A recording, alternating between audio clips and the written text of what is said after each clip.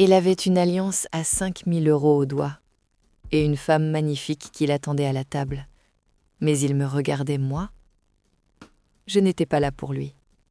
J'étais là pour voir si je pouvais le briser, juste avec un regard, juste avec une respiration. Il a mordu à l'hameçon en 12 minutes et je l'ai laissé attendre dans une chambre d'hôtel vide. C'était au bar du Ritz. Velours rouge, lumière tamisée, dorure, l'odeur du cigare et de l'argent. Je portais ma robe noire, celle qui découvre le dos, celle qui est une arme. Je me suis assise au bar, j'ai commandé un martini. Lui, c'était le cliché. Le businessman sûr de lui qui pense que tout s'achète. Sa femme est partie aux toilettes. Il a tourné la tête.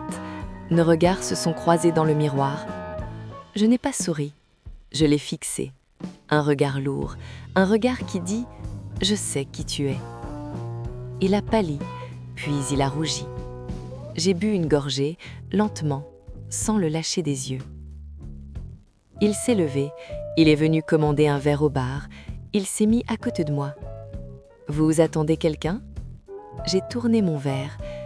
J'attends quelque chose d'intéressant. Il a ri, un rire nerveux. « Je peux vous offrir un verre ?» J'ai regardé son alliance, puis ses yeux. « Votre femme ne va pas aimer ?» Il a caché sa main. Elle est compréhensible. J'ai senti son envie, c'était palpable. Une odeur d'adrénaline et de culpabilité. Je me suis penchée vers lui. J'ai chuchoté. « Je ne suis pas une maîtresse. Je suis une erreur que vous allez regretter. » Il a dégluti. Il était captivé. Il a sorti une carte magnétique de sa poche. « Chambre 302. Montez. Je vous rejoins dans 5 minutes. » J'ai pris la carte. J'ai frôlé sa main. Je me suis levée. J'ai marché vers l'ascenseur.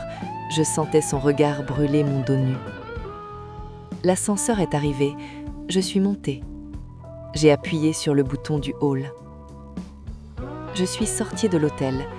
J'ai jeté la carte dans une poubelle rue Cambon. J'ai commandé un Uber. J'imagine qu'il est monté, qu'il a attendu, qu'il a stressé, qu'il a inventé une excuse pour sa femme. Pour rien. Il a trahi sa femme pour un fantôme. Je n'ai pas couché avec lui. J'ai fait mieux. J'ai pris son ego. Le pouvoir, ce n'est pas de dire oui, c'est de faire croire que c'est possible et de disparaître. Et vous, avez-vous déjà joué avec le feu juste pour voir comment il brûle ?